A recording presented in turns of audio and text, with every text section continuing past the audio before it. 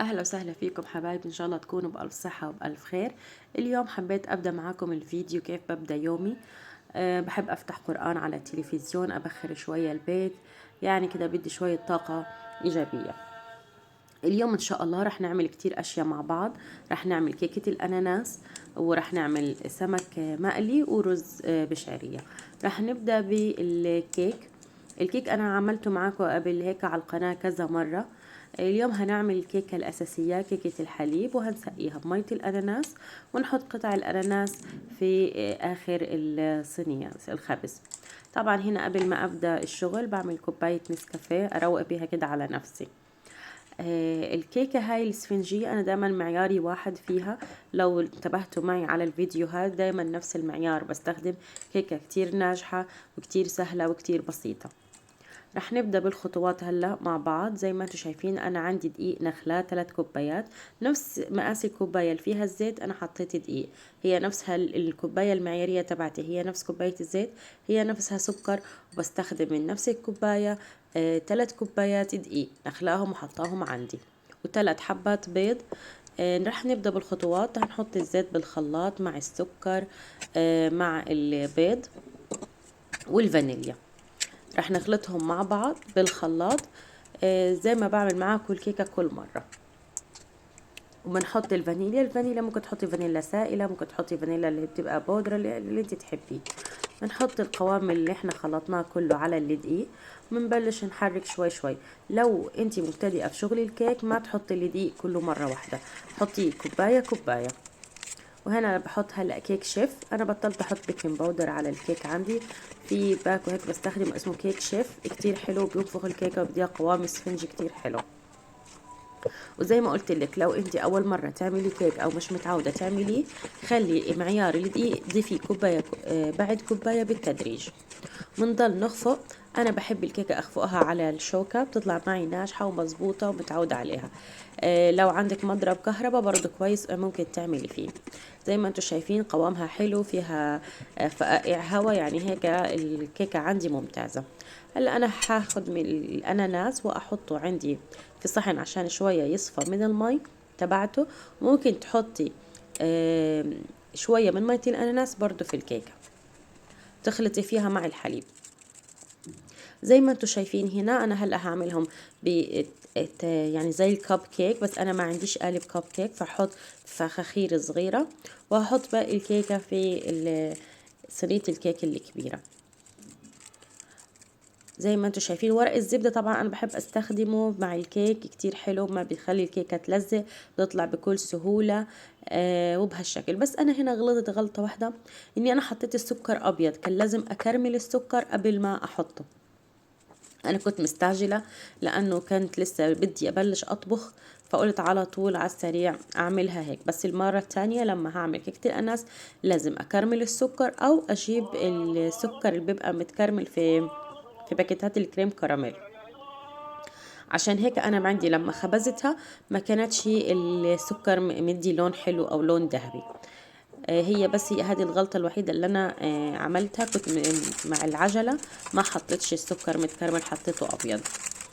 زي ما انتم شايفين هنا بقص انا دايما زوايا الورق الزبدة عشان يدخل في القالب مظبوط ويديني، ما يبقاش هيك متكرمش الورق الزبدة. زي ما انتم شايفين بنقص من الزاوية شوية وبندخل الزاويتين في بعض، بضل الشكل صحيح لورق الزبدة. بقص اي زيادات طبعا عندي، وزي ما انتم شايفين برش السكر. وهنا زي ما قلت لكم كانت الغلطة الوحيدة تبعتي، بس مع الاستعجال كنت لسه بدي ابلش طبيخ. حطينا هنا الاناناس وبنزل عليه بالكيكة، كيكة اللي هي كيكة الحليب اللي هي الأوريجينال، وبحطها بالفرن على درجة حرارة من 180 ل 200. نص ساعة بالكتير بتكون الكيكة عندي استوت. ببقى طبعا بالأول حامية الفرن ومسخناه قبل ما أدخل الكيك. بكون حامية الفرن، وزي ما انتم شايفين حطاه متوسط. هلأ رح أبدأ في الرز. بحط زيت، ودايما بحب احط مع الرز الابيض سمنه، بيديني طعم كتير زاكي. بقلب الشعريه بنزل عليها بالرز وبديها خلطتين وبرش عليهم ملح. معيار الرز كتير سهل، كل كوبايه رز بده كوبايه ميه، كوبايه وربع. ببلش بحط اول اشي 3 كوبايات مية والربع على كل كوباية، يعني كل كوباية رز بدها كوباية وربع مية، وطبعا حسب الرز اللي بتستخدميه. اول ما المية عندي تغلي وتسخن على الرز بغطي النار على الاخر وبغطي الطنجرة. هنا كانوا الكيكات الصغار استووا، طلعتهم كلهم، والكيكة الكبيرة برضو طلعوا. كيف بعمل لها تيست بنخالة الأسنان، وكانت يعني متحمرة وشكلها حلو ومستوية. هلا لما قلبتها هنا اكتشفت انه السكر ما تحمرش زي ما انا عايزة. بشيل ورق الزبدة وبحطه في الصحن اللي راح اقدم فيه الكيكة. وكان هو هذا الحلو لليوم تبعنا. هنا بطلع على الرز. اول ما الرز تنشف ميته خلص يبلش معي على البخار، انا عندي السمك كنت متبلاه من قبل بالفيديو القديم، زي انتبهتوا انا كنت متبله السمك. بحطه بالدقيق زي ما انتم شايفين، بحط صينيه وبحط عليها كيس وبحط الدقيق على الكيس، علشان بعد هيك الم الكيس الدقيق وارميه وما ازفرش الصينيه اللي انا بستخدمها. طبعا انا فتحاه وحاطه فيه تتبيله من قبل بيوم، كان السمك متبل بطريقه كتير حلوه. هذا اسمه سمك بلطي.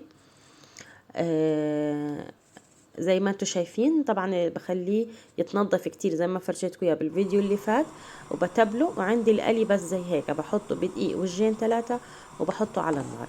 زي ما انتم شايفين هنا الرز اول ما المية عندي تنشف وتستوي بحبه هيك شوية يسيء البخار يطلع منه والرز يفتح. وممكن في المرحلة هاي تحطي كمان معلقة سمنة بتديه طعم كتير زاكي، بس انا ما بحط. هنا عندي الزيت خلص سخن، رح ابلش اقلي السمك. كيف تعرفي انه الزيت عندك حمي؟ ممكن تحطي شوية دقيق فيه، اذا على طول دقيق تحمر معاكي يعني الزيت هيك صار معاكي سخن. زي ما انتم شايفين هلا بننزل في السمك.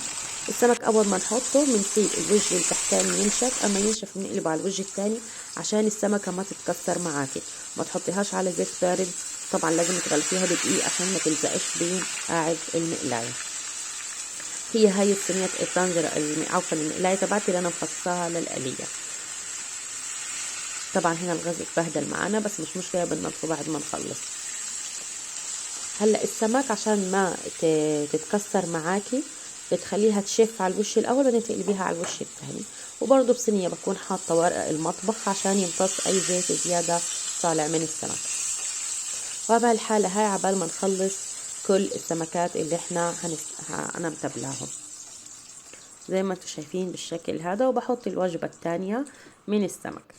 طبعا هنا كان جلد السمكة مقرقش زي ما انتم شايفين. هلا انا بسيب هذا الكيس اللي كان فيه الدقيق، بتضل عندي صينيتي ما فيهاش زفارة، بغسلها جارية سريعة وبينتهي الموضوع.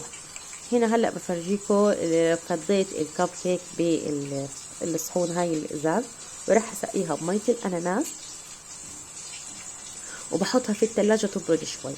انا كمان ممكن اعمل كريم شانتيه واحطها عليها، بس انا ما عملتش هيك لانه بناكل اشي حلو قد ما نقدر نخفف من السكريات اللي فيه، بيبقى حلا خفيف وسريع.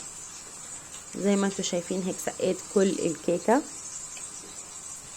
بمية الاناناس، والكيكة الكبيرة برضو راح اسقيها. هيك بنكون اليوم يعني خلصنا الغدا وخلصنا هيك حلو كله سريع سريع. هذا كان يوم جمعة صورته.